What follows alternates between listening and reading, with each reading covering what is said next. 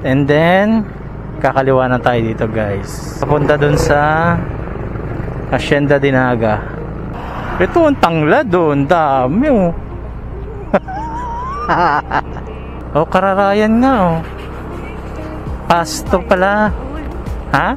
Pasto? Pasto Kararayan. Oh.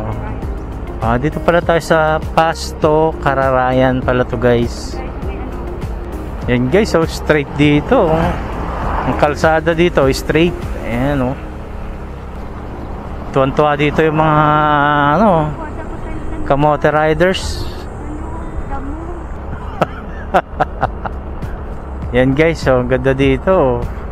Nature. Malamig dito guys, Pasto Kararayan. Alam ko may police station doon sa unahan. Haba nito. Siguro tansya ko nito baka nasa 2.5 kilometers to. Meron tayong subdivision na dinideliveran dito dati, di ba? Yung pag ano na, madilim lang dito sa gabi kasi wala yatang Ito para siyang Tayabas. oh, tama. Ito tama guys, mahalin tulad ko to sa Tayabas dyan sa Quezon. Ganito kaliit yung daan, yung Tayabas Road. Ganito lang kalaki yung kalsada nun, dire-diretso lang din yun. Oh, ganito rin yata kahaba yun. Oh, ganda oh. Ito, ano ba to? Buenavista Village. Yan, dyan tayo nag-deliver noon. Subdivision yan na ilang piraso lang yung mga bahay. Yan, PNP. May police station dito guys eh. Sa gitna ng gubat may police station sa unahan. Yan.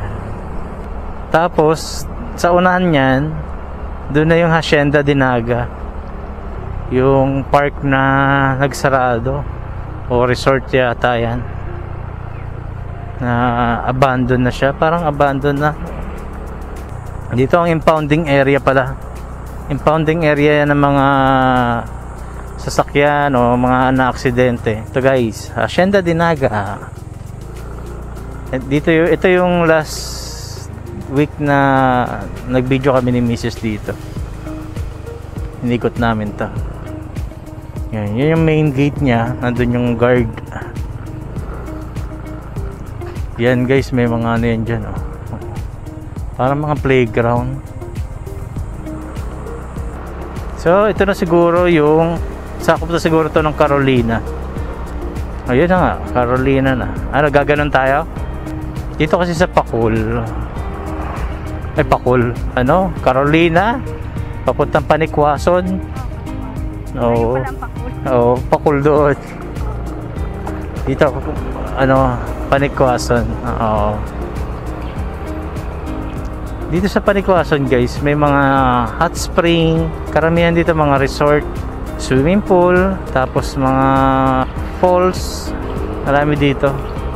Ano ba yung ano pinuntahan natin nila kuya mo na resort? Ano yun? Sa Pamilya. Sa Pamilya. Ito yung last gasolinahan dito, 57. Kasi paakyat to guys. Sa dulo nito kita mo na yung, tanaw mo na yung buong syudad sa Naga, dahil mataas tong lugar na to eh. Paahan na siya ng Mount Isarog. Oo, dito malamig talaga dito. Hindi mainit dito. Hindi mainit dito. Ang ano lang dito, malayo sa ospital, malayo sa palengke. Yan lang ano dito. Grabeng puno dito guys oh. Kaya ang paligid, ang lamig. Sarap. Yan oh, Carolina oh, Carolina. Dito rin guys, may abandonado na resort. Yan oh, abandoned na resort yan guys oh. Katabi ng Iglesia ni Cristo. Oh, mahaba yan eh. Na to oh. Yan guys oh. Abandoned na resort yan. Ewan ko bakit dito pinupunta ng mga ghost hunter. Oh. Shoutout sa mga ghost hunter dyan. Baka gusto nyong puntahan to. Dito yan sa Pacul. Pwede kayo mag-message sa akin, nasasamahan ko kayo. Pero hanggang gate lang kami ni Mrs. Kayo nang pumasok sa loob. Pero alam ko guys, may caretaker yan dyan. Kasi nung nag-stop kami ni Mrs. dyan, tinitignan namin yung loob, may nakita kaming tao. Ayan o, Peña Francia Resort. Ayan o guys. Isa yan sa mga magagandang resort dito sa Carolina. Ganda guys oh. Pataas talaga dito oh. Ay, ang ganda oh. Nature. Itong gusto ko. Nature, tapos wala masyadong sasakyan. Upper Carolina. Upper Carolina na pala to. Yan na yung Panikwason no. Welcome to Panikwason dyan. Yan, welcome to Panikwason. Lamig oh, no, malamig. Lamig dito guys, grabe oh. Ayan, Inarihan Farm Resort. Ayan. Dyan pala yung nagtanong tayo. Ang mahal ng entrance dyan. 150 ang bata. Tapos yung matanda 200.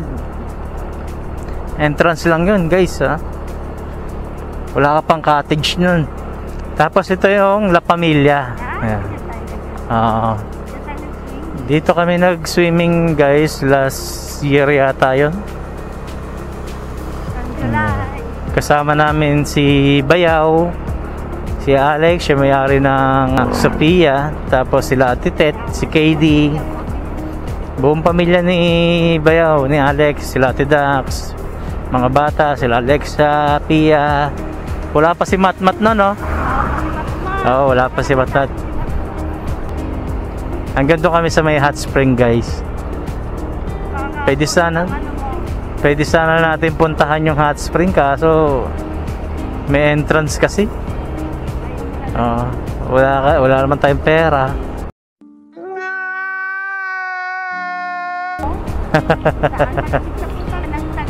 Ayan na nga, umaambon na. Ayan guys, Hot Spring Resort. Dito yan guys ewan ko magkano na ngayon ang entrance fee dyan. Ang haba pa nyan guys, pababa. Ay, nakita ko na naman yung yung bibingka. Ikot na tayo. Ayan puto. Ayan puto. Ano ba yan? Ay, nilopak. Masarap yan. Tas biko. Nilopak. Kala ko puto. Yan guys dito yung hot spring. Ang alam kong nung last na pumunta kami dyan ni Mrs. nagtanong kami dyan, 250 ang entrance fee dyan. Tas 150 sa bata. Mahal guys, mahal ang dyan. Dito guys, pag pababa na, pabalik ng Naga, hindi mo na kailangan magsilinyador. Ayan, naka-idle na lang yan. Tapos alalay ka na lang sa preno kasi pababa to Umaambon na, Diyos ko. Ay. Teka, hanap tayo masilungan. Ay, teka lang. Tatago ko muna yung camera. 5 minutes later. So yun guys,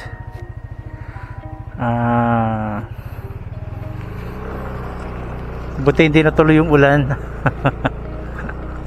Inop ko yung camera ko kasi itatago ko na sana, kasi wala kasi itong hindi ko nadala yung waterproof case.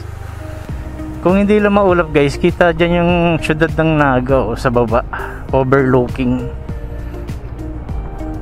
Maulap lang kasi, kaya saka natakpan na rin ang puno. Maganda sana yan dyan. Ganda dito guys. Pasyal kayo dito sa Panikwason. Malamig dito. Kahit naman din maaraw ang panahon, malamig pa rin dito guys. Kasi malapit na to sa paanan ng ng bundok Isarog. Kailangan nyo nga lang na pagpupunta kayo dito, may budget kayo, kasi medyo may kamahalan lang ang mga entrance fee ng mga private resort dito. Pero sulit naman pag nakapasok kayo dyan, may enjoy nyo talaga yung lugar, lalo sa mga hot spring. Ayan, sulit naman. Hayaan nyo, pag may budget na kami ni Mrs., try namin pumasok doon sa may hot spring, try namin maligo doon. Iba-vlog ko yun para makita ninyo. Pagpababa dito guys, medyo alalay na lang kayo, no? Lalo kung idle lang gamit nyo, kung hindi na kayo maggagas. Kasi pag di kayo naggas, talagang aasa lang kayo sa mga preno nyo, hindi kayo makakapag engine brake. So mas maigi na yun, mag-iingat ka, kasi sa unahan nito may eskwelahan, may mga residential dyan sa baba. So guys, maulan na naman. Pauwi na kami ng Naga. Dito ko natatapusin tong vlog guys. Ingat kayo sa biyahe nyo guys. Ride safe. Peace out. Lakasan ng ulan.